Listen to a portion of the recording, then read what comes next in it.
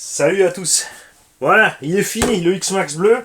J'ai la carreau de Cox dessus parce que vous avez déjà vu le short normalement entre temps. Il y a plein de gens qui paniquent pour cette carreau de Cox sur le X-Max standard. Là en plus on a mis des Sledgehammer qui sont plus gros. Évidemment, si tu coupes l'aile, puisque moi c'était monté sur un wide, donc j'ai laissé le maximum possible de largeur pour que ça ne soit pas trop moche. Ça va toucher. Hein. Donc à l'arrière, il faut couper un bon centimètre. Et à l'avant, comme sur tous les tout-terrains, eh ben, t'as pas le choix, il va falloir couper aussi. Mais tu vois, quand tu tapes au sol, on est à peine à ras, évidemment, avec la suspension et le travail du pneu, ça va toucher. Mais c'est pareil, si tu enlèves un centimètre, ça va aller, tu peux même le laisser. De toute façon, la carreau ne risque rien. Ce que je te conseille de faire, c'est d'enlever le rebord ici. Laisse juste l'aile à plat, comme ça le pneu va pouvoir frotter sur l'aile à plat. Il y a évidemment toujours le cas de figure où tu peux aller t'écraser violemment là et rentrer le truc dedans, mais si tu travailles comme il faut ta carreau, qui n'est pas de partie tranchante ou saillante, ça posera aucun problème. Avec les pneus d'origine qui sont plus petits de presque 1 cm, de toute façon ça passe super. Et on est bien, regarde, en X-Max E3, d'accord? Donc là on a vraiment le look du Tamiya Monster Beetle de l'époque. Et je sais, j'ai tous les films vinyles là, j'aurais dû me prendre le temps d'en préparer une belle, de faire vraiment les couleurs avec les gouttes qui débordent et le faire comme il faut quoi. Prendre à la limite 4 roues de X-Max que j'ai déjà démonté, faire les jantes en doré, il faudrait une X-Max rouge hein, bien sûr pour faire un Monster Beetle. Après sinon c'est le Stadium Blitzer, lui il a les jantes orange. Et la carreau avec les gouttes dessus et tout. Allez voir les images. Franchement, tu vois les images, t'as envie de l'acheter. Mais après, t'oublies pas que c'est tout petit, que tu fais pas grand chose avec.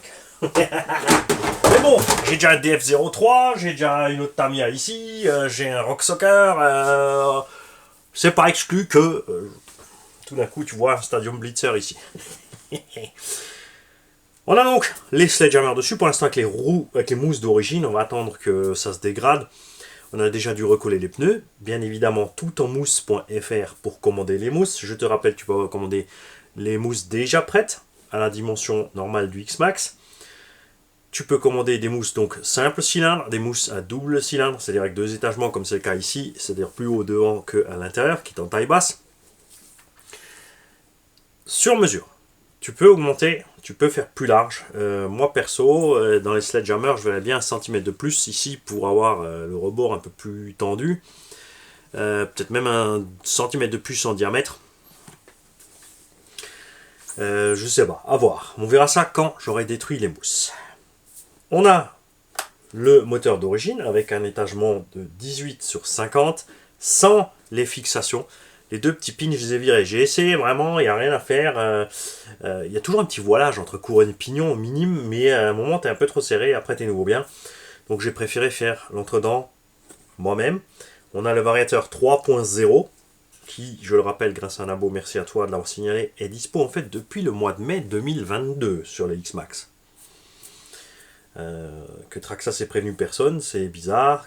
L'importateur n'était pas au courant, les boutiques encore moins, ça fait couillon. Je trouve. C'est un bon argument de vente quand même, de dire que voilà, maintenant, tu vois, avant, si t'hésites pour le nez, maintenant c'est bon, le nez il prend, et surtout si tu prends encore les Sledgehammer avec. Évidemment, c'est un budget, mais il faut savoir ce que tu veux. Là, tu sais ce que t'as. Je veux dire, le X-Max, ça fait 6-7 ans qu'il tourne, t'as vu des tonnes et des tonnes de vidéos. Tu sais ce que t'achètes. Hein. C'est comme les MCD RR5, le Losi DBXL, tous ces engins, tu sais ce que t'achètes. Tu sais où t'en es avec, et après, c'est à toi d'aviser selon le terrain ce que tu préfères, ce que t'aimes ou ce que t'aimes pas. Le budget, de toute façon, tu vas le sortir. On a le pare-choc avant, imprimé 3D par la fripouille. Voilà, on verra pour le remplissage si on remplit plus ou moins. Pour l'instant, il n'a pas trop rempli. On va faire une espèce de grosse brique immense et lourde. Le sauve-cerveau renforcé. On a le cerveau d'origine avec les pignons métal et une biellette fixe. On a les noix vite avant pour continuer les tests avec les cardans chinois dont les axes peuvent être changés avec un simple BTR. Nous verrons ce qui se passe. Est-ce que ça va se desserrer, les axes vont se barrer? Est-ce que ça sera trop dur tout ça quand on va taper? Je crains fort qu'avec les cardans ici, s'ils sont bien balèzes, les noirs s'ils sont balèzes, que on casse du diff sur les chocs latéraux. Après là, on va plier un petit peu moins, puisqu'on a aussi des triangles renforcés Traxxas là-dessus. Je rappelle donc que tous ceux qui ont des X-Max, regardez sous vos X-Max, si vous n'avez pas de logo Traxxas, c'est les pièces standards. S'il y a le logo Traxxas, c'est les pièces renforcées. Ce que j'aimerais savoir, c'est si les derniers ont reçu les pièces renforcées ou pas. Les Sledge, les XRT, les ont d'office. On a le patin de RPM. Devant le carter de Diffalu, la sous-plaque sous ici le skid plate en alu. On a percé en 4,2 mm et on a passé du M5 par 10 là-dedans. Ça, on est tranquille. À l'arrière, on est resté avec du M4 normal. On a aussi la plaque alu en dessous, elle n'est pas utile, mais je l'avais là. J'ai quand même pas mis les 4 tiges titane, je vais les laisser en caisse à outils. Si vraiment je plie une des tiges là, je changerai vite ça sur place, c'est pas un problème. On a mis la visserie Unix partout. Sauf, comme dit, si tu as suivi les détails, montage avant, centre et arrière, aux jonctions de pare-choc, là, et en bas sur les patins. Ici, j'ai quand même mis finalement de l'inox. On verra ça, comme dit, au bout de quelques runs, on démontrera. De toute façon, ça se voit quand c'est tordu. Le plastique est un peu blanchâtre et ça se tient bizarre. On a la Radiolink dessus, X8. On a les DXF 6750 HV graphime là-dedans. Pour l'instant, ces batteries, les résistances, donc quand je les ai reçues, on était au-dessus de 20. Donc tu charges tes batteries, passe à peu près 10, 12, 13. C'est le là qui sont là-dedans, on a déjà fait un petit run ou deux. Non, un run. On les a remesurés, on était 17-18, ça a toujours à froid après. Tu vois, posé à froid pendant un jour ou deux, tranquille. On les a mis sur le chargeur, c'est descendu sous 10. Les résistances, donc on commence à diminuer un petit peu. Donc on va continuer à y aller pas trop fort avec ces batteries, faut pas que je m'oublie. Et de mesurer régulièrement les résistances pour voir combien ça descend, puisque sur mes Gens ou sur mes Rangers, on avait commencé avec 3 à 5 ohms, et au bout de la première charge, déjà on n'était qu'à 1 ohm, 1 milliohm. Là, on est toujours encore dans des taux relativement élevés. Mais on va voir ce qui se passe, justement. Si là, effectivement, on a cette sensation de ce qui se passe avec s'il faut vraiment roder cette histoire ou pas. Et ce qui se passe, je vais peut-être sacrifier une paire avec laquelle je vais faire le goret du début à la fin pour voir s'il y a une différence ou pas. Tenue dans le temps ou autre. Moi, je pense personnellement que si tu fais gaffe à tes lipos, bien sûr, tenue dans le temps sera bien plus grande. Pareil pour les charges. Je suis pas un fan des charges rapides et puissantes. Je vais continuer mes charges tranquilles. C'est clair.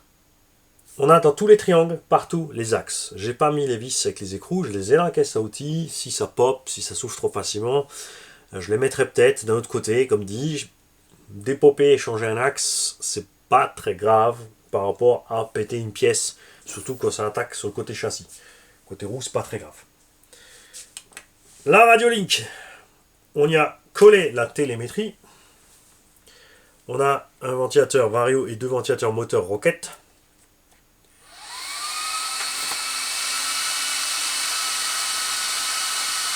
Et je te confirme donc bien, je ne sais pas si tu verras, 7,1 volts sur le deck. Et on a bien des variations selon que je peux forcer ou pas. Tu vois ? Il chute à 6,9 quand le cerveau il force. Et tu vois, le cerveau est pas rapide, mais regarde comme il y va. Il y va, il s'en fout. Là, évidemment, moins. Et là, le bec, il chute à 6,8. Donc en roulant, on verra ça.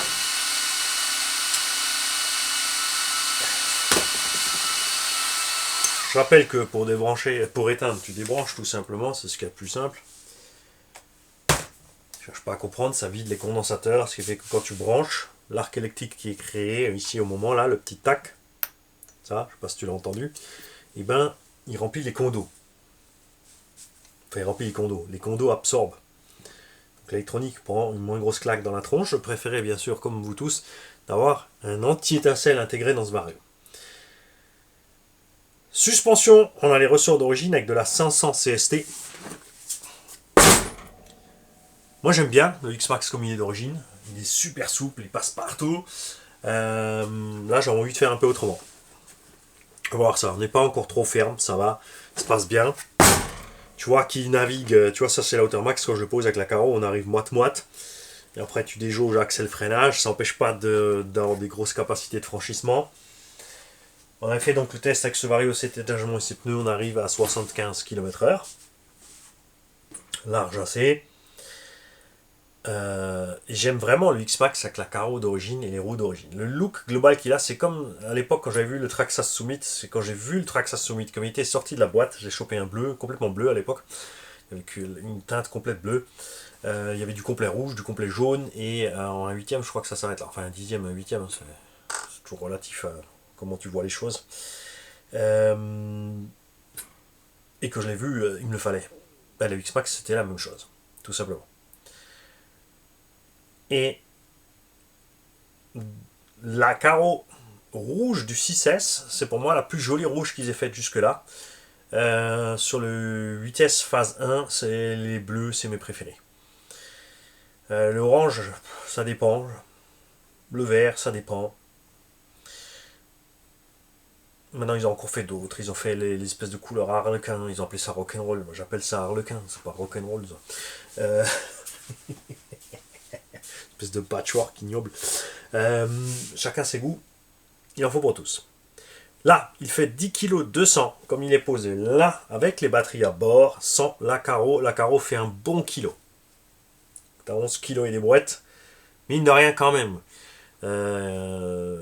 Parce que on a les carnans un peu plus lourds, on a les triangles renforcés sont un peu plus lourds, on a des pièces RPM porte-fusée, fusée aussi. Ah oui, on a devant, évidemment, les chapes en alu et les porte-fusées RPM aussi. Donc, globalement, il est plus lourd. Je pense, j'ai quand même envie de me racheter une carreau d'origine transparente pour la peindre. Comme j'avais fait la première orange et bleu avec le flammage sticker Kyosho qui était collé à l'intérieur de la carrosserie avant peinture. Ce qu'il faut, c'est vraiment bien les appliquer. Ce qui est un peu vache, c'est qu'il faut, avec la peinture, respecter les contours parce qu'ils sont à moitié transparents. Ça, c'est couillon de la part de Kyosho. Parce que tu peins le orange en dessous, ça te fait une espèce de rose sous la flamme grise. C'est moche, donc il faut vraiment bien délimiter. Parce que sinon, même si tu vois la jonction entre le bleu et l'orange au milieu du sticker, parce que la première, je me suis fait avoir, la deuxième, je me dis, bon, bah, je fais au milieu aux deux, c'était pas mieux. Il faut vraiment masquer le sticker et peindre tout le reste, et après passer juste encore la sous-couche sous les stickers à la limite, en blanc par exemple, pour que ça ressorte comme il faut. Donc j'ai envie de refaire ça. D'un autre côté, je peux demander à LB Painting de me le faire aussi directement en peinture. Hein. Au lieu de mettre des stickers. Juste une petite carreau expo. Tu vois, je vieillis. J'ai des carreaux expo, j'ai des crawlers. Ça craint, hein, ça craint. Vous verrez bien sûr rouler cet engin, pas forcément tout de suite, parce que là il est tout propre, il est tout beau. J'ai trouvé une belle place en gravier, ça c'est le massacre, donc c'est pas lui que je vais massacrer là-bas. Comme le X-Max vert n'est plus à moi, il est à Laurent. Comme le X-Max rouge qui est là en bas, il n'est plus à moi, il est à Ronan. C'est marrant, ça finit tout hein, cette histoire. Et ben c'est Big Mama qui va y passer. Ouais, il va l'user. Dépêchez. C'est à vous de vous dépêcher d'arriver à 40 000. Hein, parce que moi, entre-temps, je vais rouler. Hein. Et comme dit, de toute façon, faites pas de film. Hein. Il va se passer 2 ans qu'on arrive à 40 000 si on y arrive. Voilà. C'est tout ce que j'ai à dire à ce sujet. Si vous demandez aussi, pour ceux qui n'ont pas suivi, pourquoi j'ai des petits câbles ici, c'est parce que j'ai sorti tous les câbles de la boîte radio avec des rallonges pour pouvoir rapidement. Donc là, je débranche le moteur. Je débranche le ventilo ici à l'extérieur. Je peux sortir mon arrière complet avec mon moteur dedans. J'enlève les 2 vis du vario, je débranche le moteur, je débranche le vario, j'ai le vario en main. Donc j'ai pas besoin à chaque fois systématiquement d'ouvrir la boîte radio quand je veux sortir un élément. D'accord ? Il me manque juste une chose sur la Radio Link. C'est quelque chose que j'avais pas pensé, c'est la sonde de température. Ils n'ont pas prévu de température sur la Radio Link, ce qui est assez funky. Maintenant que je l'ai utilisé 2-3 fois, par contre cette Radio Link, on s'habitue vite. On l'a bien en main, on a une bonne sensation gaz fin, tournicotis, tourne-coton. Ça va bien. Je vais donc prendre celle-là pour le TT parce que on a le gros bloc autour pour bien protéger l'écran. Et la Wi-Fi va rester sur les pistardes. Et je vais au fur et à mesure équiper mes engins avec les récepteurs puisque j'en ai assez. J'ai encore la Noble que j'ai toujours pas testée. Si on mettait la Noble dans les crawlers, les gars. Hein, j'en ai 3. X-Max, XRT, Sledge, ça fait 3 TT.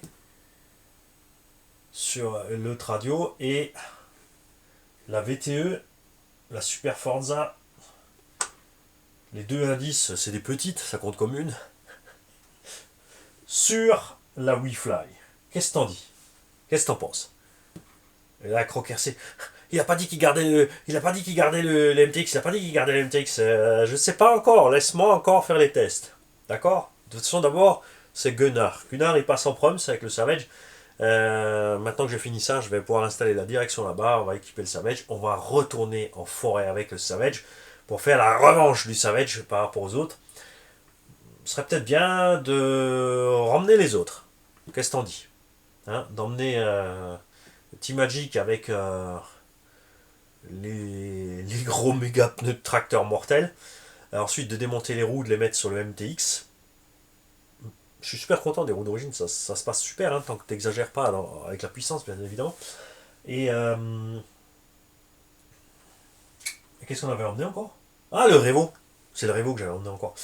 Mais en même temps, alors ces prochains temps, je vous le dis, il va y avoir plein de vidéos d'ateliers, pas forcément des nouveautés, des trucs, machin, des réglages, des astuces. On va attaquer dans l'ordre. J'hésite encore par quoi je vais commencer, je vais peut-être alterner. On va faire une révision sur une voiture Tombola. Ensuite, une révision sur une voiture à moi. Ensuite, on va préparer cette Tombola. On va essayer l'engin quand même, évidemment. On va se préparer, se poser des questions comment on va faire pour le jeu. La voiture que j'aurai révisée à moi, on va la vendre. Et ensuite, une autre Tombola et une autre révision et vente. Une autre Tombola, une autre révision et vente. Tombola, révision, vente, etc. etc., etc. On va avancer un peu comme ça. Je vous annonce qu'il y en a facile, sans déconner, pour 4 semaines. Easy. Il y en a pour 4 semaines de vidéo pour vous. Parce qu'en plus, on aura quand même encore des runs entre. N'est-ce pas? Même si je passe qu'à un run par jour. Et que je vous fais 2 vidéos d'atelier. Moi là, j'ai déjà programmé et bétonné jusqu'au 28 mars. L'heure où je fais cette vidéo, nous sommes la 2e semaine de mars. D'accord? Donc j'ai 2 semaines et demie d'avance, encore là, facile, au 3. Alors je fais cette vidéo, ça veut pas dire qu'après j'aurais pas perdu l'avance, parce que des fois c'est comme ça, hein, quand tu as de l'avance, tu rêves et d'un coup, merde, je suis à la bourre.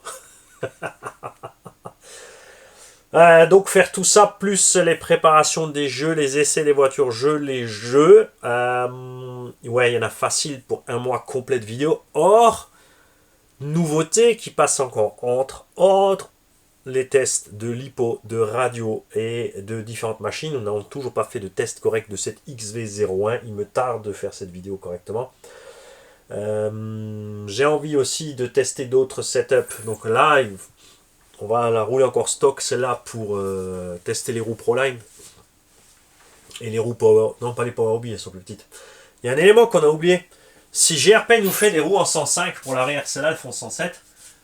Puisque nous avons à l'avant des roues en 98. Elles sont données à 100. Les GRP, mais elles font que 98. Celles-là, elles font 100 et 107. Donc de 98 à 105, on a plus ou moins la même chose. Ce qui fait qu'on pourra continuer à monter 2 tailles de pneus sur les Super Forza et les Felony, par exemple. Pour ceux qui ont envie. Ça devrait être possible. Si il se lance. Hein. Pour l'instant, il a attaqué la saison complète. J'ai essayé de le joindre. Pour l'instant, il n'est pas joignable. C'est dommage parce qu'on est tous impatients d'avoir ces roues à 105 mm.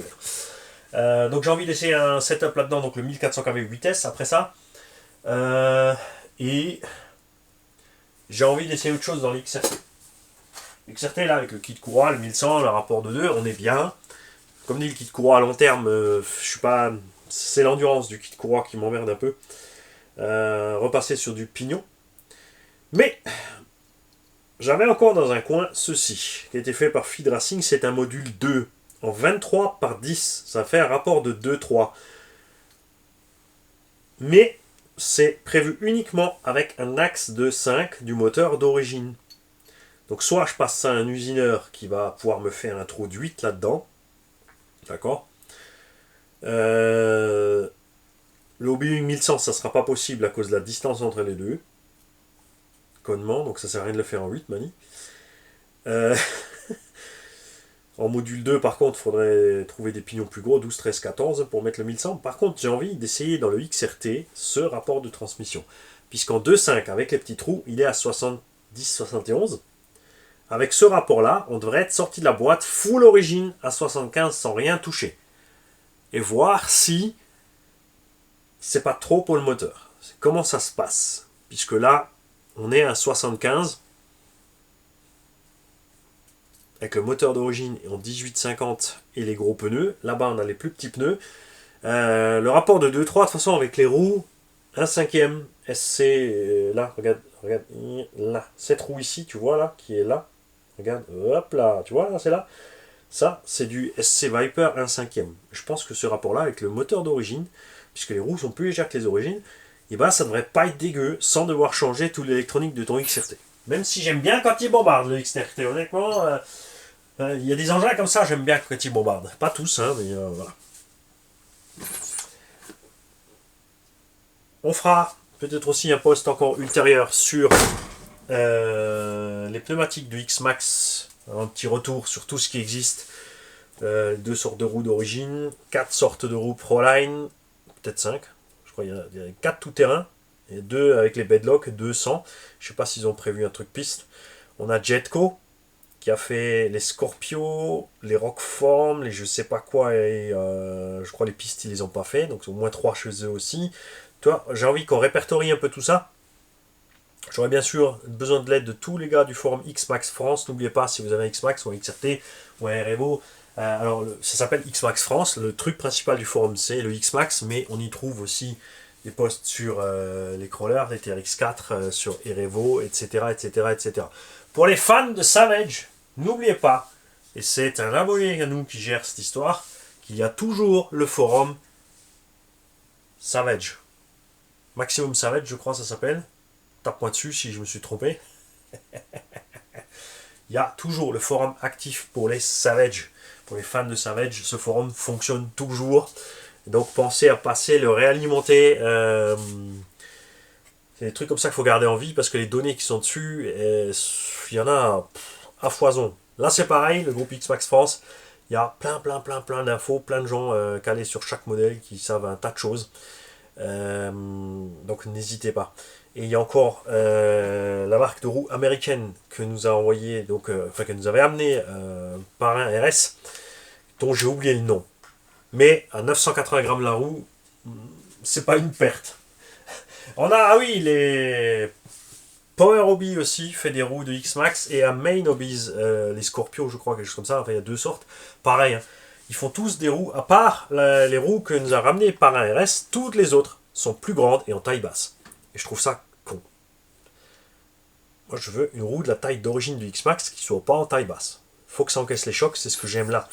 Avec les Sledgehammer, c'est moins rigolo dans la prairie, c'est sûr. Le pilotage devient flou, c'est chaud sur la VMAX et tout parce que ça ballonne. Par contre, pour les stunts, dans le gros tout-terrain, t'es mi-gas tranquille dans ton terrain, t'arrives 3/4 sur ton SOHO, t'as le reste pour faire ton back, ton front, ton double back. Je pense que même là, comme ça, comme il est là, on doit pouvoir rentrer un double. Après, si on en rentre une fois un par hasard, on le fera, mais on va pas le provoquer exprès. Chez Big Mama pour faire l'andouille, le temps que vous décidiez d'arriver à 40 000. Vous en faites pas, même si se met 2 ans, vous savez très bien que Big Mama sera évidemment dans un état correct pour être offerte. Hein. Et d'ailleurs, à ce sujet, la chèvre du garage, le X-Max qui avait la carreau bleue de cheville C10, que j'avais fait gagner pour les 20 000 abonnés, souvenez-vous, est parti en Allemagne, chez Thomas. Et Thomas l'a revendu, donc il n'y a pas longtemps, il y a 6 mois ou quelque chose comme ça.